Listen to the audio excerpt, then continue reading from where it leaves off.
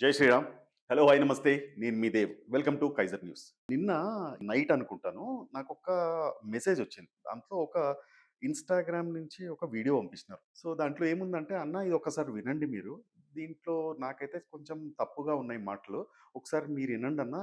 ఇని మీకు కరెక్ట్ అనిపిస్తే గనక దీని మీద ఒక షో చేయండి" అన్నారు. సరే నేను ఇన్నాను. అది చూస్తే దగ్గర దగ్గర ఒక 4 మంత్స్ బ్యాక్ ఉన్న షో అది. ఐ మీన్ ఇన్‌స్టాగ్రామ్‌లో వచ్చిందది. దాన్ని చూస్తున్నంత సేపు నాకొకటి అనిపించింది. ప్రతిరోజు ఇవే గబ్బు మాటలు, కులము, మతము, జాతి, ప్రాంతీయ విద్వేషాలు, టాపిక్ తప్పిస్తే వేరే ముచ్చటే ఉండవమ్మా నీకు? నీ లాస్ట్‌కి మీ ఫ్రెండ్ వైఫ్‌ని గూడా వదలలేదు నువ్వు. ఆమెని విమర్శించే హక్కు నీకెవరిచ్చినారు? అది వాళ్ళ పర్సనల్ మ్యాటర్. నీకేం దురద? చెప్తున్నాను గదా! నీ రాజకీయ భవిష్యత్తు కోసము ఎవ్వడిని బడితే వాళ్ళని వాడుకోవడమే నువ్వు జేస్తున్నావు. నీ గొంతు అందరికి వినిపించాలని నువ్వు ఆడుతున్న ఈ చండాలమైన డ్రామా ఏంటసలు బేసిక్‌గా? అంటే నీకన్నా అర్థమవుతుందా నువ్వేం జేస్తున్నావు అని జెప్పి? ఎవ్వరి బ్రతుకులు వాళ్ళవి. ఎందుకు ఈ జుగుప్సాకరమైన స్టేట్‌మెంట్లు ఇస్తున్నావు? దేశంలో ఇంకా చాలా ఇష్యూస్ ఉన్నాయి గదా! వాటి మీద దృష్టి పెట్టొచ్చు గదా! ఎందుకు హిందూ, ముస్లిం, క్రిస్టియన్ ఇష్యూస్ ఆటలొచ్చేసి ఆన్ ఎ డైలీ బేసిస్ ఇదే ఆడుతున్నాం. అంటే వేరే టాపికే దొరకదు నీకు. ఓన్లీ ఇది జేస్తే నీ మనుగడ ఉంటది. ఇది జేసి దానిపైన ఓట్లు దండుకోవాలి. దండుకొని సీట్ మీద కూసోవాలి.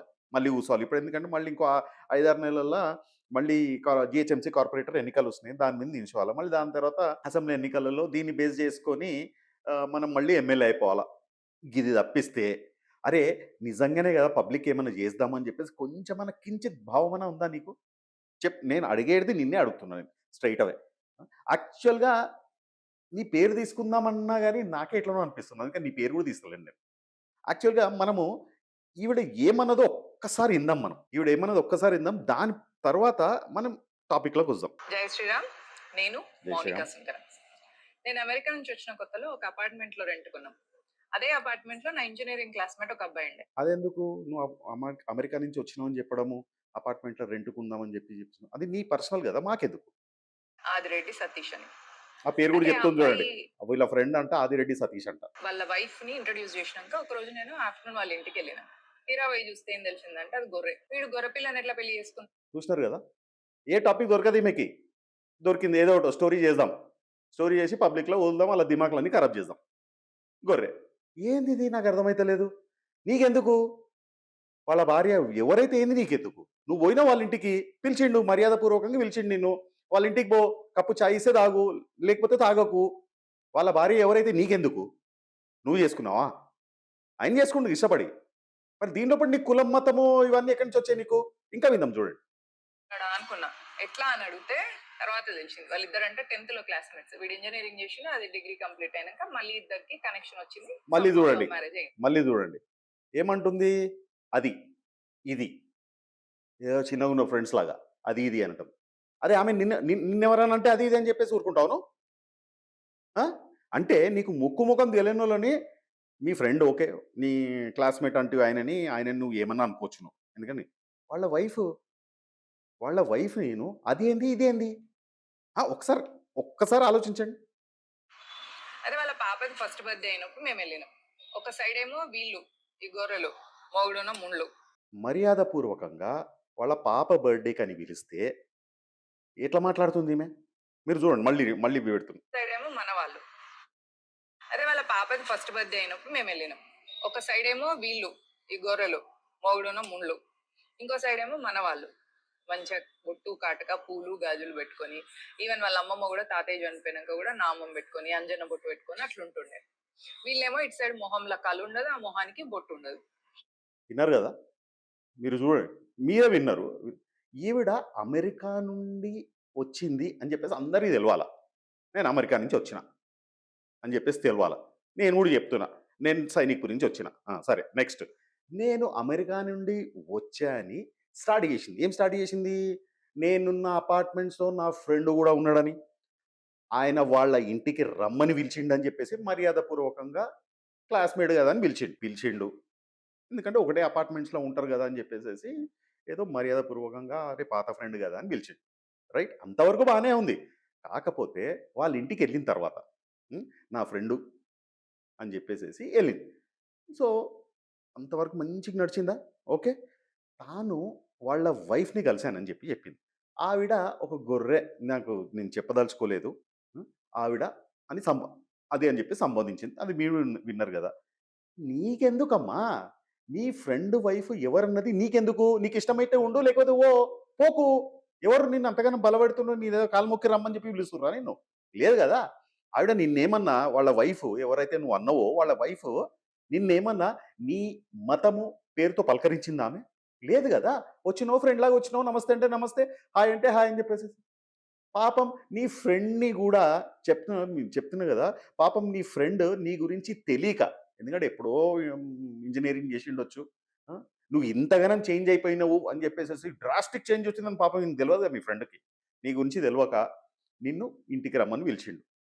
నువ్వు ఆయన వైఫ్ అండ్ ఫ్యామిలీని ఇలా బజార్‌నేస్తావని జెప్పేసేసి వాడికి తెలీదు పాపం. నువ్వు మంచిదానివని నమ్మి నిన్ను ఇంట్లోకి రానిచ్చాడు. లేదంటే గడప గూడా తొక్కనిచ్చేవాడు గాదేమో. సో, ఇంకా ఇంకా చాలా ఉన్నాయి చెప్తా. ఈమె ఏమేం జేసింది, ఎట్లా ఈమె వీళ్ళని ఇన్సల్ట్ చేసింది అన్నీ జెప్తా. ఆయన వైఫ్‌ని అది, ఇది సంబోధిస్తున్నావు గదా నువ్వు. నిజంగా ఏం చదువుకున్నావు నువ్వు? ఆ! నీ చదువేమన్నా బట్టలు ఉతకడానికైనా పనికొస్తదా? పైగా అమెరికాలో ఉన్నా అని జెప్తున్నావు. మరి అమెరికా క్రిస్టియన్ కంట్రీ గదా! కదా! America Christian country. అదేమో హిందూ కంట్రీయా? క్రిస్టియన్ కంట్రీ గదా! మనకి క్రిస్టియన్స్ అంటే వడదాయ. మరి అదే క్రిస్టియన్స్ కంట్రీకి ఎందుకు వెళ్ళినావు నువ్వు? నేపాల్‌కెళ్ళొచ్చు గదా! కదా! అది మన హిందీ కంట్రీ గదా! హ్మ్. నేపాల్‌కెళ్ళొచ్చు. ఎందుకెళ్ళలేదు నువ్వు నేపాల్‌లా? నీకు గావాల్సింది హిందూయిజం కంట్రీ. ఓన్లీ హిందువులే ఉండాలి. ఓకే. ఎవరైతే సెక్యులర్‌గా మాట్లాడేటోళ్ళని వాళ్ళని ఆడుకోవాలని జూస్తావు. మరి అమెరికా పోయినావు. ఏం జేసినావు అమెరికాల? అది క్రిస్టియన్ కంట్రీ. ఇంకా ఏం జెప్తుంది ఇందాం? అనుకున్నాం నేను మా వారు. తర్వాత ఒకసారి వాళ్ళ డ్యాడీకి హార్ట్‌కి స్టంట్ ఏసిన తర్వాత ఇదే క్రిస్మస్ టైమ్‌లోనే ఆయన నిద్రలో సడెన్‌గా చనిపోయారు. చనిపోతే ఇది క్రిస్టియన్ కోడలు ఈ పోరి వాడిని పిండం పెట్టనీయలేదు. ఎందుకంటే బాప్టిజం తీసుకున్నారు గదా! బాప్టిజం తీసుకున్న తర్వాత అంత్యక్రియలు చేయొద్దనండి. అంటే అప్పుడు కూతురికి మనవడు కొడుకుంటే ఇప్పుడు ఇన్నారు గదా! సో, ఇది ఈ విషయం ఒక్క 2 నిమిషాల తర్వాత వస్తాను నేను. నువ్వు అమెరికా పోయినావు. Right? First of all America Hindu country గాదు. నువ్వు పక్కా హిందువువి. ఎందుకు పోయినావు అమెరికా? పోయినావు సరే. అక్కడ ఉన్నవాళ్ళకి చెప్పాల్సింది గదా నువ్వు. బొట్టు, కాటుక పెట్టుకోండి అని చెప్పేసి చెప్పినావా? ఎందుకు చెప్పలేదు నువ్వు? భయమేసిందా? నోరు పెగల్లే? ఓహో! అక్కడ నోరు విప్పితే మడత పెట్టి ఉతికి ఆరేస్తారనా? నువ్వు వీరనారివి గదమ్మా! ఎందుకు మాట్లాడలేదు? భయమేసిందా? ఆ! సరే. ఇంకో విషయం. నెలవంకని నీ ముఖానికి బొట్టులాగా పెట్టుకుంటావు. రైట్. మంచిగుంటదమ్మా. నెలవంకని బొట్టులాగా పెట్టుకున్నావు. మరి నెలవంకని చూసి పండుగ చేసుకునే వాళ్ళెవరో నీకు తెలీదా? లేక తెలిసే పెట్టుకున్నావా? జస్ట్ ఆస్కింగ్ అంతే. ఓకే. సో, ఇప్పుడేదైతే ఇంకా మనం ఇప్పుడు ఇన్నామో, ఇప్పుడేదైతే ఇన్నాం జూడు, దాని గురించి మాట్లాడదాం మనం. సో, వాళ్ళ వైఫు క్రిస్టియన్ అని తెలిసిన తర్వాత కూడా వాళ్ళ పాప బర్త్‌డేకి నువ్వెందుకెళ్ళావు? ఎందుకు? నేను అడుగుతున్నా ఎందుకెళ్ళినావు? కేక్ తిందామనా? సరే వెళ్ళినావు సరే ఓకే. ఎలా ఉండాలక్కడ? నువ్వెలా ఉండాల? వెళ్ళినామా? కేక్ తిన్నామా? కూల్ డ్రింక్ తాగినామా? పాపని ఆశీర్వదించినమా? ఒకవేళ ఆశీర్వదించే ఇష్టం లేకపోతే మనం వచ్చేసినామా? ఇది గదా పెద్దరికం అంటే.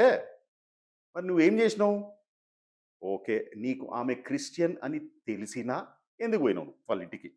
ఓహో! ఇప్పుడు క్లిక్ అయింది నాకు. నీకు రోజుకో మత పిచ్చి టాపిక్ గావాలి. కదా! నాకొక్క విషయం జెప్పు. నువ్వు వేరే వాళ్ళ మత సాంప్రదాయాన్ని ఎలా కించపరుస్తావు? నువ్వు ఇంత ఘోరంగా ఎలా మాట్లాడతావు? వాళ్ళ మతాచారం వాళ్ళది. నీకేం దురద? మన సాంప్రదాయం మనకు జిందాబాద్. వాళ్ళ సాంప్రదాయం నీకిష్టం లేకపోతే చూడకు వాళ్ళని. వాళ్ళ మతాచారాన్ని ఎందుకు కించపరుస్తున్నావు నువ్వు? మనది మనకు జిందాబాద్ అయితే వాళ్ళది వాళ్ళకి జిందాబాద్. మరి నువ్వు కూడా అమెరికాలో బొట్టు, కాటుక, పూలు పెట్టుకునే ఉంటావుగా? ఏమో నాకు తెలీదు నేను చూడలేదు. అక్కడ నువ్వు అమెరికాలో పోతే నువ్వు మహానటి హిందువు గదా! జై హిందూ, జై హిందుస్థాన్. ఓకే. నేను గూడా అంటా. నేను హిందూనే. నేను జై శ్రీరామ్ అంటా. జై హిందుస్థాన్ అంటా. ఓకే. నేను నీలాగా డ్రామాలు జేయ. మరి అమెరికాలో గూడా బొట్టు, కాటుక, పువ్వులు ఇవన్నీ పెట్టుకునే ఉంటావు గదా! నువ్వే అసలైన హిందువు గదా! అక్కడ ఎవరన్నా నిన్ను అబ్జెక్ట్ జేసినారా? క్రిస్టియన్ కంట్రీలా ఏంటి the United states of America. అక్కడ నిన్నెవ్వరైనా సరే ఇవి పెట్టుకోవద్దు అని చెప్పి అబ్జెక్ట్ చేసినారా? ఎవరి పని వాళ్ళది. ఎందుకు చేస్తారు? ఎందుకు చేస్తారు? నీ ఇష్టం నీది. వాళ్ళు అక్కడ ఉంటారు. వాళ్ళ క్రిస్టియానిటీ వాళ్ళు చూసుకుంటారు. వాళ్ళకి ఆ హుందాతనం ఉంది. మనకి హుందాతనం ఏడా? మనకు అన్ని ఇక్కడనే లేస్తాయి కదా! ఇటు రావాలే, మన ఇంటి దగ్గర రావాలే, మన ఇంటి దగ్గర రాగానే share. I am share in my territory అంతే. ఆడికి పోతే మనం కుయ్ అంటాం. లేదా అక్కడ ఫ్యాషన్‌కి నువ్వు గూడా తందనన్నవా? ఏది? ఒక్కటి చెప్పు. ఒకటి చూపించు నాకు. నువ్వు అమెరికాలో ఉన్నప్పటి నీ ట్రెడిషనల్ ఫోటోగ్రాఫ్స్ షేర్ చెయ్యి. చూసి తరిస్తాం మేము గూడా. కొంచెమైనా సెన్స్ ఉండాలి నీకు. ఆడదానివి అయిపోయావు నిజంగానే చెప్తున్నా గదా! సో, ఇంకేం మాట్లాడుతున్నావు నువ్వు? ఇంకేం మాట్లాడుతున్నావు? వారి మొహంలో కళ్ళు ఉండదంట. నీకెందుకు వాళ్ళ మొహంలో కళ్ళు ఉండకపోతే ఏంది? ఉంటే ఏంది? వాళ్ళ మొహంలో కళ్ళు ఉండదు. ముఖానికి బొట్టు ఉండదు అని వెళ్తున్నావు నువ్వు. ఎందుకు ఇవన్నీ మాటలు? అసలు కడుపుకు అన్నం తింటున్నావా? అన్నమే మనం తింటున్నది. ఆ! ఇంకేమన్నావు? వాళ్ళని చూసి నవ్వుకున్నావంట. అంటే నవ్వుకున్నారా? మీరు మీ వారు. ఎందుకమ్మా అంతగనం సంతోషం మీకు? అసలైన హిందూకి ఇవన్నీ ఉండొద్దు. అసలైన సనాతన ధర్మాన్ని పాటించేవాడు ఇట్లుండొద్దు. అది గుర్తుపెట్టుకో. పైగా వాళ్ళ ఇంట్లో నీ ఫ్రెండ్ వాళ్ళ నాన్న చనిపోతే అదే పెద్దాయన చావుని గూడా నీ మత రాజకీయాల కోసం వాడుకుంటున్నావు. ఇక నా నోటి నుంచి కూడా చెప్పలేను నేను. అనిపిస్తలేదా నీకు? ఏమోబ్బా! అంటే ఒక్కటి చెప్పు నాకు. అసలు ఏం చేద్దామని ఇంత విషం కక్కుతున్నావు నువ్వు? చెప్పు. అసలు ఏం చేద్దాం అనుకుంటున్నావు? ఇంత విషం కక్కుతున్నావు. అసలు ఏం సాధిద్దాం అనుకుంటున్నావు నువ్వు? ఇంత విషం కక్కుతున్నావు నువ్వు. నోరు తెరిస్తే హిందువులు, నేను హిందువుని, క్రిస్టియన్‌లు, ముస్లింలు ఈలే కనిపిస్తారు నీకు. ఏం కనిపియవు. ఎన్నో ఉన్నాయి ఇష్యూసు. ఎన్నో ఉన్నాయి ఇష్యూసు. అవి మాట్లాడవా? చేత కాదా అవి? ఎందుకు దాని మీద అవి మాట్లాడితే ఇది ఓట్లు రావనా? మనం ఫేమస్ కాలేమనా? ఒట్టి సాలు. హిందూయిజం అంతే. మనకు గావాల్సింది ఆ హిందూయిజంని పట్టుకొని ఆ! వేరే మతాలను తిట్టుకుంటూ, వేరే మతాలను ఇది చేసుకుంటూ, ఆ! కించపరుచుకుంటూ మనం ఇవి చేయాలి. దానికంటే ఎక్కువేం చేస్తాం మనం? నిజాయితీగా రాజకీయాలు చేయలేమని ఫిక్స్ అయిపోయావు నువ్వు ఫస్ట్ థింగ్. ఇట్లా కుళ్ళు, కుతంత్రంతో జాతి మత విద్వేషాలు రెచ్చగొట్టి పదవులు ఎక్కాలని కంకణం కట్టుకున్నట్టుంది నువ్వు. ఎందుకమ్మా ఇంతటి నీచమైన బ్రతుకు? మనిషిగా పుట్టాం మనం ఫస్ట్. ఆ తర్వాతే మతము, కులము.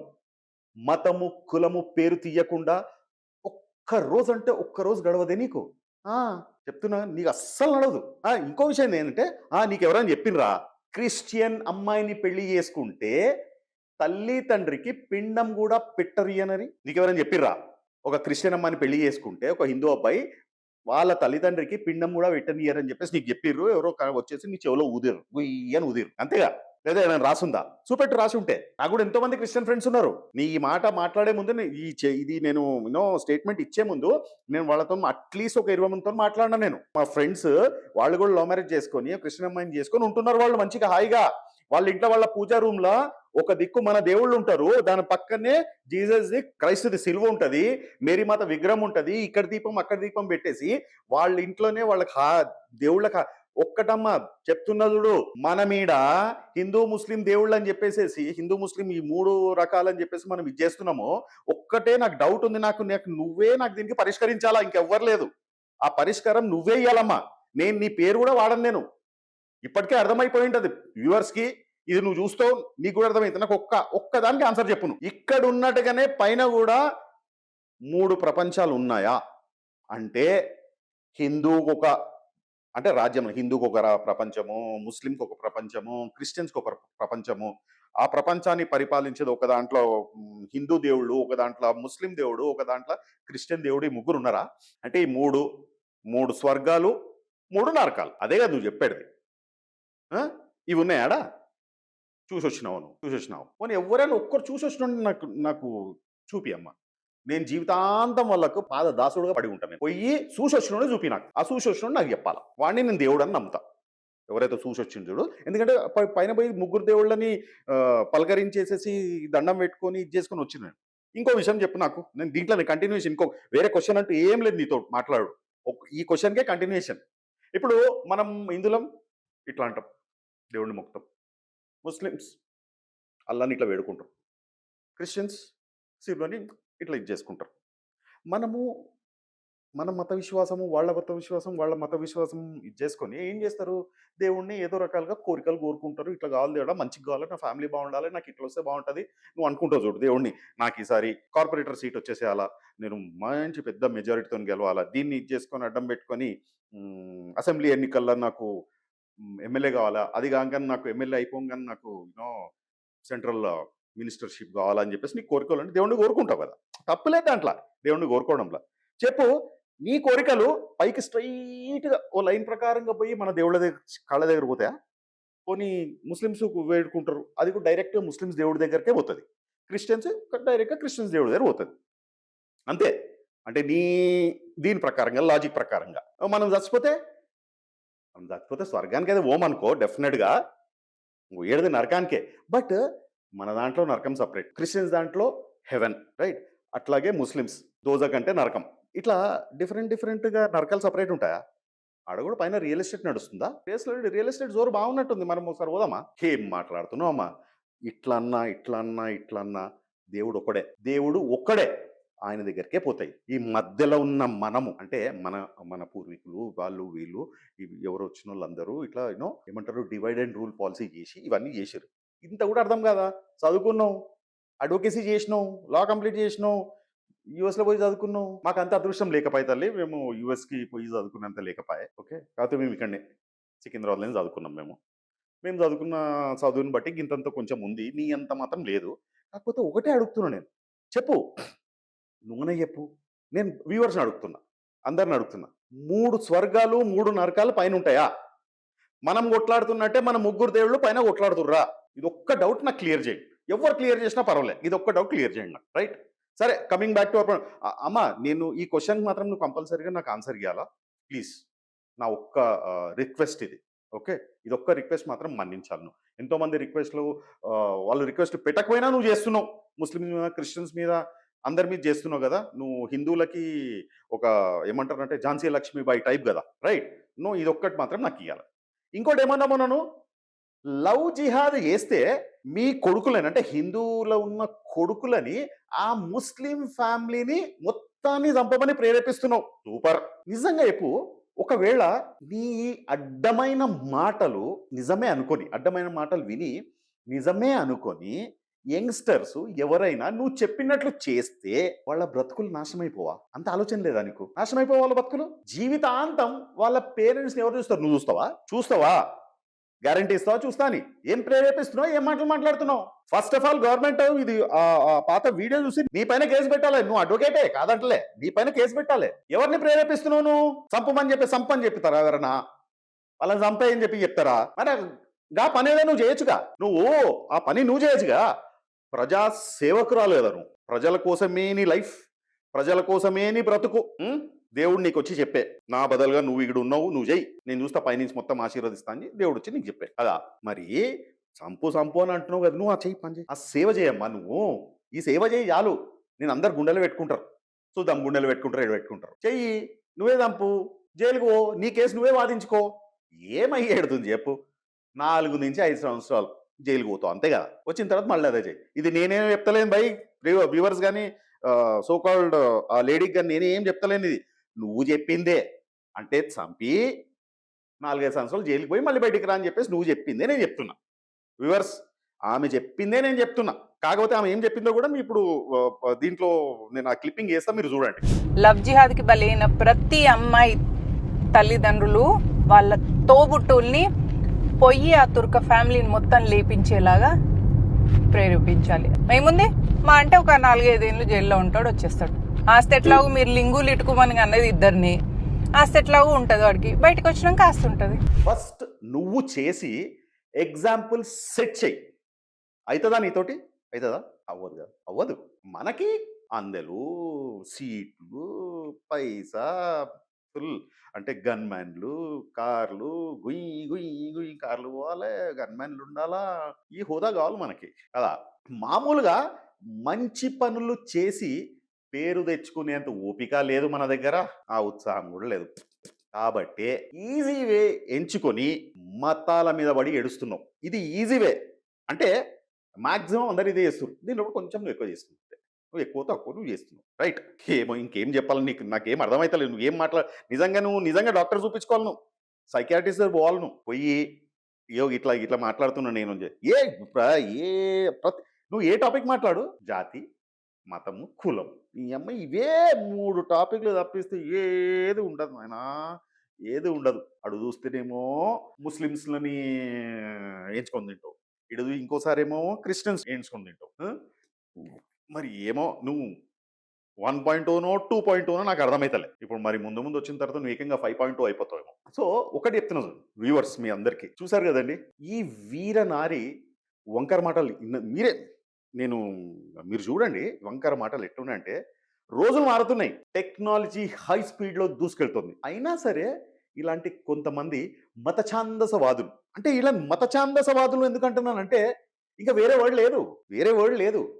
ఈమెనేగా చాలా మంది ఉన్నారు, అన్నిట్లో ఉన్నారు. ఈ సోకాల్డ్ 3 మతాలు అని చెప్పేసి ఏదైతే అంటున్నామో ట్రెండింగ్ మతాలు, వీళ్ళకందరికీ ట్రెండింగ్ టాపిక్స్ కావాలి. ఏం కావాలి ట్రెండింగ్ టాపిక్స్?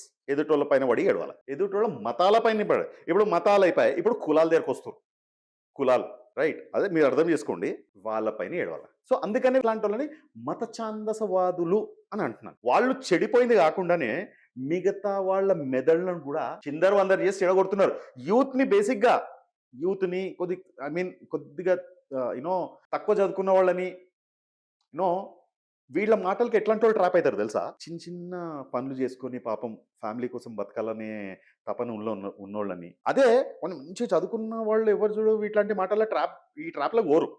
ఎందుకంటే వాళ్ళకి తెలుసు పని చేస్తే శాలరీ వస్తుంది, ఇల్లు గడుపుకుంటామని చెప్పేసేసి. ఇట్లాంటి వాళ్ళకి ట్రాప్ అయ్యేది 70% వాళ్ళే. వాళ్ళకి కావాల్సింది వాళ్ళ పక్కన జై, వీళ్ళు ఇచ్చే బిర్యానీ, వీళ్ళు ఇచ్చే కోటర్ జై, ఈ అమ్మ జై, ఈ అయ్య జై, ఈ అన్న జై, ఈ జైలు కొట్టి ఇది చేసుకొని ఓ నాకు ఇంత ఉంది, నా వెనక ఇంత ఉన్నారు అని చూపించుకోవడం తప్పిస్తే, ఎదుటి మతాల మీద పడి ఏడవడం తప్పిస్తే మనం ఏం చేయలేం. మంచి పని చేసిన అని చెప్పేసి ఒకటి చెప్పు నాకు, నువ్వు చేసిన మంచి పనులు ఇవే. కొన్ని రోజులు వీళ్ళ మీద పడేస్తావు, కొన్ని రోజులు వాళ్ళ మీద పడేస్తావు. అట్లాంటప్పుడు వాళ్ళు మన మీద పడి ఏడవరా? కంపల్సరీ అవుతుంది అది. ఎందుకంటే నువ్వు చేసిందే మన మంచి పనా? నువ్వు వాళ్ళ మీద ఏమైనా పూల వర్షం ఇస్తున్నావు, నీ పైన వాళ్ళు పూల వర్షం ఏనికి, నువ్వు కొట్టేదే రాళ్ళు వాళ్ళకి, అది కూడా మంచి కంకర రాళ్ళు, దెబ్బ అదుర్స్ కంకర రాళ్ళు. వాళ్ళు ఏం చేస్తారు? వాళ్ళు కూడా గణేట్ రాళ్ళు ఎత్తేస్తారు పైనుంచి. మీ అందరి ఈ సోకాల్డ్ పొలిటీషియన్స్ వీళ్ళ దాంట్లో మామూలు ప్రజానికం చెప్తున్నా మామూలు ప్రజానికం ఛిద్రమైపోతుంది. ఛిద్రమైపోతుంది. ఆలోచించుకో, నేను చెప్తున్నా చూడు, ఆలోచించుకోవాలి. సో వ్యూవర్స్, ఇలాంటి వాళ్ళతో తస్మాత్ జాగ్రత్త. అది ఏ కులము ఏ మతం వారైనా నేను అందరికీ చెప్తున్నా, ప్లీజ్ ఆలోచించండి. మీ ఫ్యామిలీ, మీ కెరియర్, మీరు, మీ ఇంట్లో వాళ్ళు, ఇదే ఉండాలి. దేశం అనేది ఉండాలి మనకి. ఎందుకంటే దేశం కోసం ప్రేమ, దేశం కోసం త్యాగం, ఇది కంపల్సరీ ఉండాలి. బట్ ఇట్లాంటి వాళ్ళ కోసం నో. Okay, take care. జై హింద్, జై భారత్.